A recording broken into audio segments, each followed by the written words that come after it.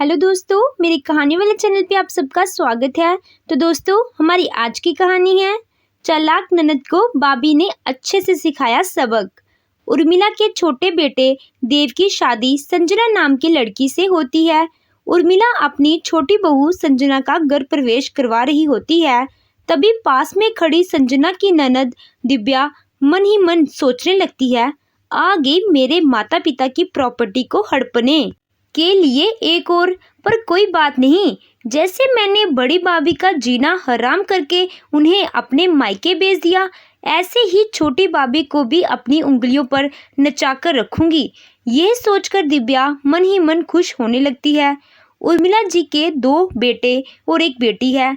बड़े बेटे का नाम राजन और छोटे बेटे का नाम देव है और बेटी का नाम दिव्या। दिव्या एक बहुत ही लालची और शातिर दिमाग की है। उसकी शादी भी हो चुकी है, पर फिर भी वह ससुराल में ना जाकर अपने मायके में ही रहती है। घर प्रवेश के बाद उर्मिला अपनी बेटी दिव्या से कहती है, दिव्या बेटा, जाओ अपनी भाभी को अपने कमरे में ले जाओ। माँ, यह आप क्या कह रही हैं? मेरे कमरे में? आप भाभी को क्यों भिजवा रही हैं? वह तो मेरा कमरा है, उसमें तो मैं रहती हूँ।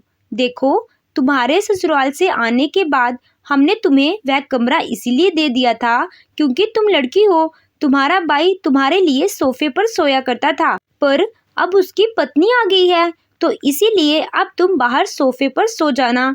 ये सब तो ठीक है, पर मेरे कपड़े, मेरा सामान, ये सब मैं कहाँ रखूंगी?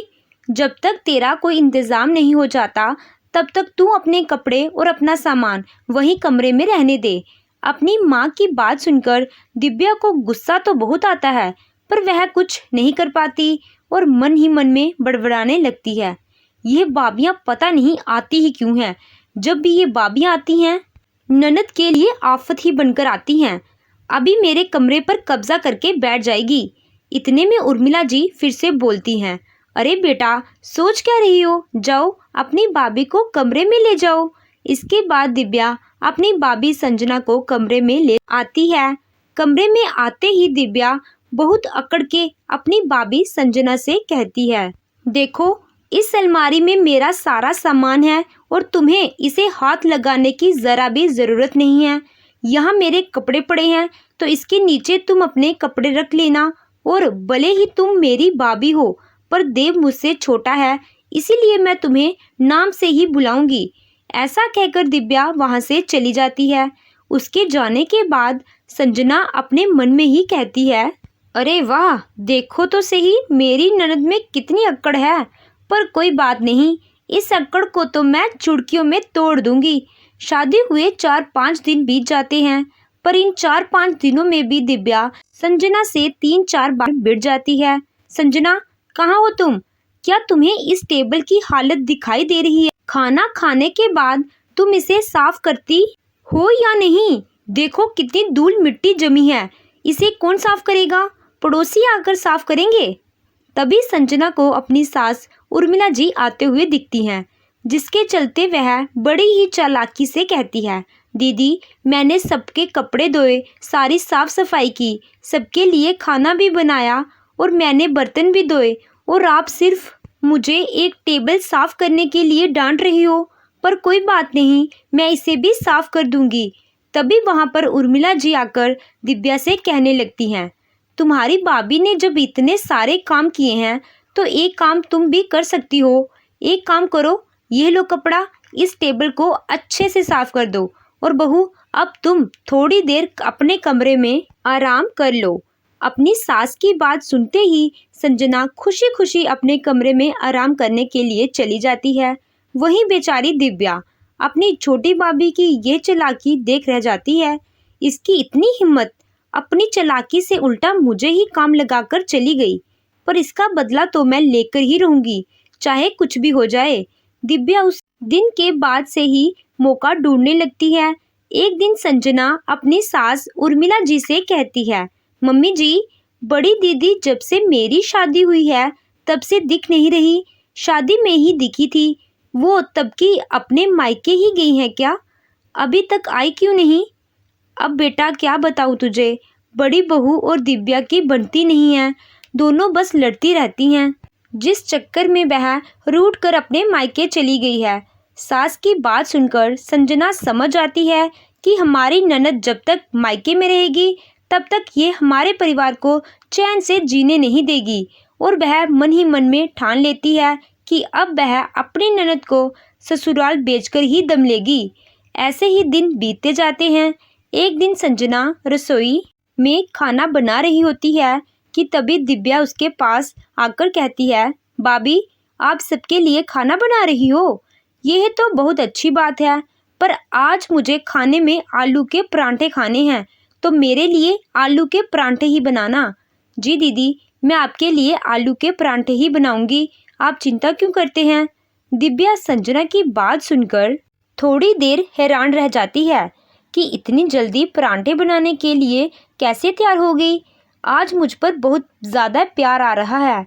ये प्यार तो मैं झगड़े में बहुत आसानी से बदल दूंगी, बस आप देखते जाइए आगे आगे क्या होता है। संजना बोलती है, क्या हुआ दीदी, आप क्या सोच रही हैं? कुछ नहीं, आप बस मेरे लिए परांठे बनाओ। यह कहकर वो वहाँ से चली जाती है। दिव्या के जाने के बाद संजना आराम से सबके लिए खाना बनाती है। खाना बनाकर जैसे ही थोड़ी देर के लिए किचन से बाहर आती है, दिव्या मौका देख अपने परांठे में लाल तीखी मिर्च मिला देती है। अब आएगा असली मज़ा। मेरी प्यारी छोटी भाभी, यहाँ पर आप फंस गई। अब मैं सबको रोककर दिखाऊंगी और आपको सबकी सुनने को मिलेगी। इसके बाद दिव्या वहाँ से चली जाती है। कुछ देर के बाद संजना सबका खाना टेबल पर रख देती है। इसके बाद वो घर के सभी सदस्यों को बुलाती है। मम्मी जी, पापा जी, बैठिए आप लोग, खाना तैयार है। लगता है आज हमारी प्यारी बहू ने हमारे लिए बहुत ही अच्छा कुछ बनाया है। अभी वह खड़े बातें ही कर रही होती हैं कि तभी संजना की जेठानी भी आ जाती है। दीदी आप भी आ गई, आपका ही तो इंतज़ार था, आइए आप भी खाना खाइए। संजना, लगता है आज तुमने मेरी पसंद का भी खाना बनाया है, तुम तो सबका बहुत ख्याल रखती हो। अपनी बड़ी भाभी को देख दिव्या मन में ही बड़बड़ाती है, इसको तो लड़ झगड़ कर मैंने इसके मायके भेज दिया था, और फिर ये वापस क्यों आ गई, और कोई बड़ी भाभी को कुछ कह क्यों नहीं रहा। पर कोई बात नहीं, आने दो, इस घर पर तो सिर्फ मेरा ही हक है। और फिर वह अपनी बड़ी भाभी से कहती है, क्यों भाभी, आप तो कह रहे थे जब तक मैं अपने ससुराल नहीं चली जाती तब तक आप अपने ससुराल नहीं आएंगी। अपनी ननद की बात सुन बड़ी भाभी कहती है, देखो दिव्या, मुझे यहाँ पर संजना ने बुलाया है, उसके कहने पर मैं यहाँ पर आई हूँ, और मैं ये भी समझ गई हूँ आप तो बेशर्म हैं ही, आपके साथ साथ मैं बेशर्म क्यों बनूं अपने मायके में रहकर। यह मेरा घर है तो मैं अपने घर पर ही रहूंगी। अपनी बड़ी भाभी की बात सुनकर दिव्या गुस्से से तिलमिला जाती है कि तभी संजना कहती है, हाँ दीदी, ये आप ही का घर है, दीदी का घर तो उनका ससुराल है, कोई अपने मायके में कितने दिन ही रह सकता है। और चलिए अब सब अपना खाना खाना शुरू करिए, वरना खाना ठंडा हो जाएगा। मैंने आप सभी के लिए बहुत प्यार से बनाया है।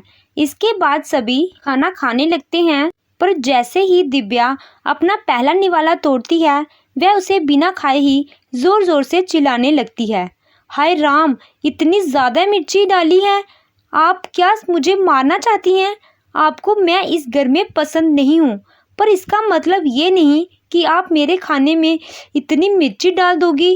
अच्छा, आपके खाने में मिर्ची है, आपका परांठे का निवाला हर कोई खाएगा, उसके बाद फिर पता चलेगा कि इसमें मिर्ची है या नहीं।